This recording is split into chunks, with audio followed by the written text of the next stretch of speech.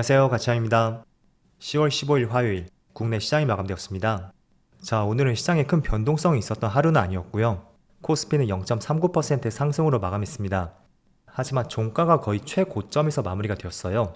그래서 전체적인 시장 분위기는 나쁘지 않았다, 이렇게 정리를 해보겠습니다.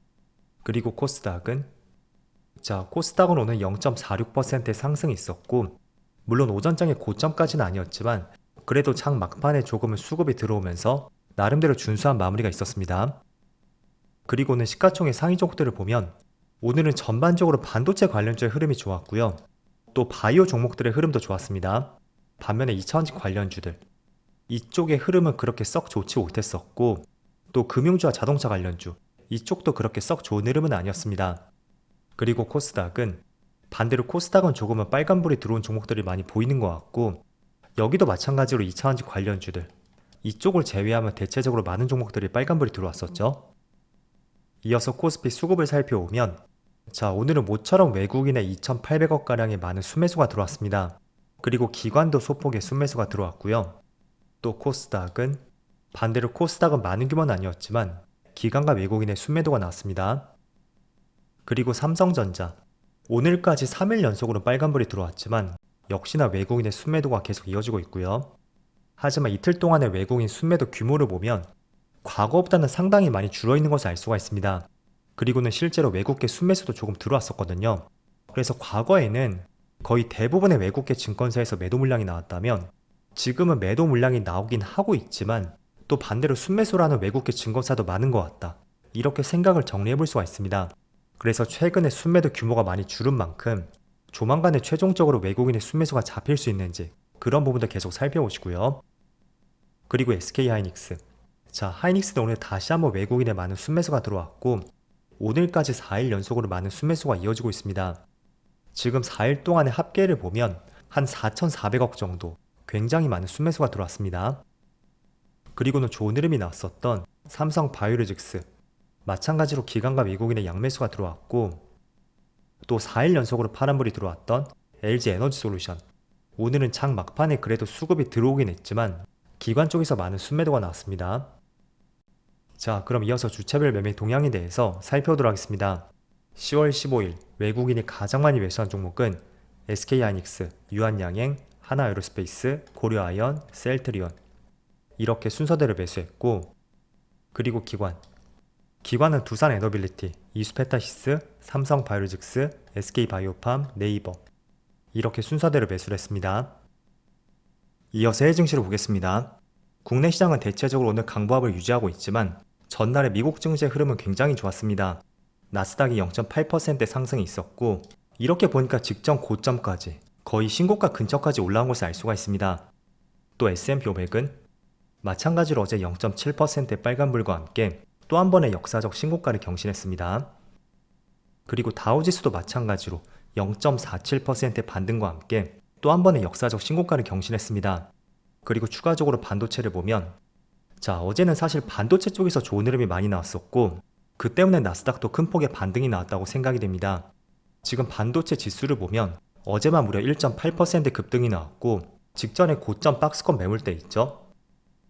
여기 이 상단을 돌파하는 흐름이 나왔거든요.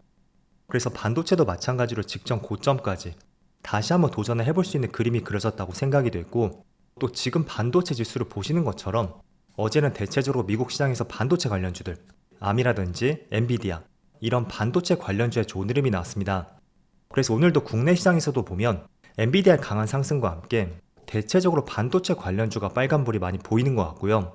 그 중에서도 SK하이닉스, 이쪽의 상승폭이 조금 더 뚜렷하게 나오는 것 같습니다. 어쨌든 하이닉스는 대체적으로 엔비디아 관련주라고 볼 수가 있고, 엔비디아의 주가가 신고가 근처까지 올라왔다는 것은 당연히 하이닉스도 가지 못할 이유가 없다고 볼 수가 있겠죠. 그래서 지금은 2.7%의 반등이 나오고 있지만, 저는 최근에 미국 내에서 반도체 관련주의 흐름이라든지 또 엔비디아의 주가 흐름을 봤을 때 하이닉스도 조금 더 상승이 가능하지 않을까, 그렇게 저는 생각을 하고 있습니다. 그래서 반도체 관련주는 이번 주에 중요한 일정들이 있다고 말씀드렸죠. 첫 번째로 16일에 ASML의 실적 발표가 있고, 또 17일은 TSMC의 실적 발표를 앞두고 있습니다. 그래서 최근에 미국 시장에서도 반도체 관련주에 좋은 흐름이 나오고 있는 만큼 이 두 개 기업들의 실적 발표를 통해서 또 한 번의 주가의 밸류에이션이 상승할 수도 있는 가능성이 충분히 높은 시점이라고 생각이 됩니다. 그래서 반도체는 실적 발표를 한번 주목해 보시고요. 자, 반면에 오늘 2차전지 관련주를 보면 생각보다 굉장히 좋지 않은 흐름이 이어지고 있습니다. LG 에너지 솔루션도 3% 이상의 급락이 나오고 있고, 삼성 SDI, 그리고 에코프로, 또 에코프로 BM, 특히 이번 주의 흐름이 굉장히 좋지 않은 것 같아요. 일단은 2차전지 관련주 한 가지 이슈가 있었던 로보택시 재료, 그게 우선 1차적으로 소멸이 되었고, 또 두 번째는 지금 미국 대선까지 거의 3주도 남지 않았습니다. 자, 이렇게 대선이 며칠 남지 않은 시점에서는 특히 대선 관련주라고 분류될 수 있는 업종들이 있죠. 그런 업종들의 큰 변동성이 나올 가능성도 있습니다. 사실 반도체나 바이오 쪽 같은 경우에는 딱히 어떤 대선 테마로서 그 업종들을 바라보기에는 어려울 수가 있습니다. 반면에 2차전지 관련주는 해리스 후보 관련주로 크게 집중이 되어 있습니다. 자, 그런데 최근에 많은 뉴스들을 보면 대선이 3주밖에 남지 않았지만 최근의 추세가 해리스에서 트럼프 쪽으로 조금씩 이동하고 있다, 이런 기사가 꽤나 많이 나오고 있습니다. 물론 지지율 차이는 박빙이라고 하지만 얼마 전까지만 해도 해리스가 조금은 우세하지 않을까, 그런 기대감이 충분히 있었거든요.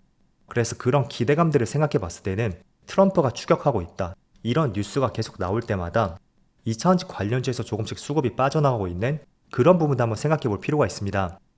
어쨌든 트럼프가 주장하는 것은 전기차 보조금을 줄이겠다는 입장이 있고, 그런 부분은 충분히 실적적인 부분에 대해서 우려감을 가질 수 있는 부분이라고 할 수가 있습니다. 그래서 저는 일단은 2차전지 관련주는 확실히 저점에서 반등이 나온 것은 맞습니다. 하지만 최근의 추세는 트럼프가 조금 더 우세하다는 입장이 있는 만큼 대선의 분위기도 꼭 한번 참조를 해보시면 좋을 것 같습니다. 하지만 전반적으로 큰 그림에서 본다면 저는 2차전지 관련주는 한 차례 바닥을 잡았다고 생각이 됐고, 미국의 2차전지 관련주의 대장주가 테슬라라고 본다면 국내 기업은 바로 LG 엔솔이라고 볼 수가 있겠죠.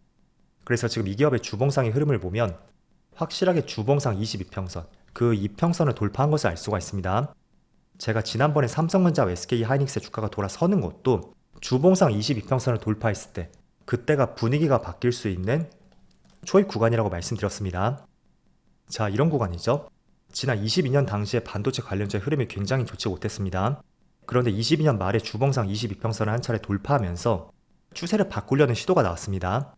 하지만 다시 한 차례 눌렸었고, 그 직전 저점을 이탈하지 않았을 때는 그때는 추세 반전의 초입이었다 라는 것을 알 수가 있습니다.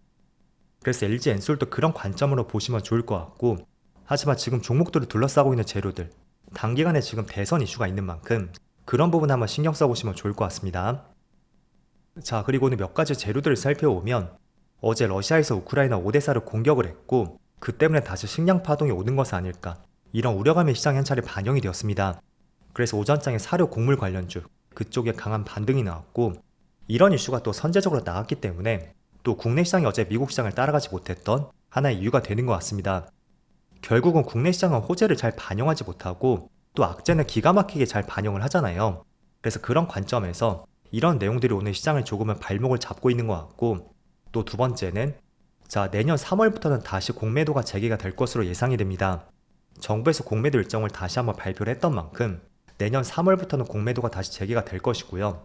다만 금투세 문제, 참 이거는 결론이 나지 않는 것 같습니다. 어쨌든 폐지까지 아니더라도 유예까지는 될 것으로 전망이 되지만 발표가 참 더디게 나오고 있는 것 같아요. 그래서 이제 올해도 2달 정도밖에 남지 않았는데 빠른 시일 내에 어떤 팩트 발표가 나오길 한번 바라보고요. 그리고 최근에 한강의 노벨 문학상 이슈가 있잖아요. 그래서 재지 관련주라든지 또 출판상 관련주에 급등이 나왔는데, 저는 사실 이런 재료는 크게 반짝 이슈로 끝날 가능성이 있는 만큼 그렇게 좋은 재료로 보고 있지는 않습니다. 어쨌든 좋은 재료라고 하는 것은 재료 자체가 반짝 상승으로 끝나는 것이 아니고 최소한 몇 달 내지는 몇 주 정도 추세적으로 재료가 이어질 수 있을 때, 그런 재료가 저는 조금 더 관심이 가고요. 예시로 봤을 때는 비만 치료제 관련주, 제가 9월쯤부터 계속 말씀드렸을 거예요. 10월 15일 오늘이죠. 이때는 위고비가 출시가 될 것이니까 관련주들의 좋은 흐름이 이어질 가능성이 있고 최소한 한 달 정도는 기대감을 가질 수가 있었겠죠. 그리고 이런 재료를 넘어서 또 업황 자체가 개선이 되었을 때, 대표적으로 작년 초에 반도체 관련주들, 작년 초에 챗 GPT가 나옴에 따라서 AI 반도체에 대한 수요가 폭발했었고, 그 때문에 반도체 관련주가 정확하게 봤을 때는 22년도 말부터 1년 이상의 지속적인 상승이 나왔습니다. 그래서 그런 것도 하나의 좋은 재료가 될 수 있고, 어쨌든 재료라는 것은 이 재료의 연속성이 더 이어질 수 있는지, 그런 부분을 꼭 한번 자세하게 살펴보시는 것을 권장해 드리겠습니다. 자, 그래서 종합적으로 말씀을 드리면 오늘은 반도체 관련주에 대체적으로 좋은 흐름이 나오고 있습니다. 일단은 미국 시장의 반도체 관련주라든지 또 반도체 지수를 봤을 때 국내에 대표적으로 여러 가지 산업들이 있잖아요. 반도체, 2차전지, 바이오, 자동차 등등 많은 산업들이 있습니다. 그 중에서도 반도체 관련주들, 이쪽이 다시 한번 10월에 집중을 받을 수가 있고 또 수급이 개선될 수 있는 가능성이 높은 업종이라고 저는 생각이 됩니다. 그래서 많은 반도체 기업들의 실적 발표가 이번 주에 있다고 말씀드렸습니다. 실적 발표를 첫 번째로 잘 지켜보시고요. 또 삼성전자의 외국인의 수급이 언제쯤에 들어오는지 그런 부분도 관전 포인트가 될 수가 있고 또 미국 내 많은 반도체 기업들 다시 한번 정고점을 돌파할 수 있는지 그런 부분도 한번 자세하게 관찰해 보시면 좋을 것 같습니다.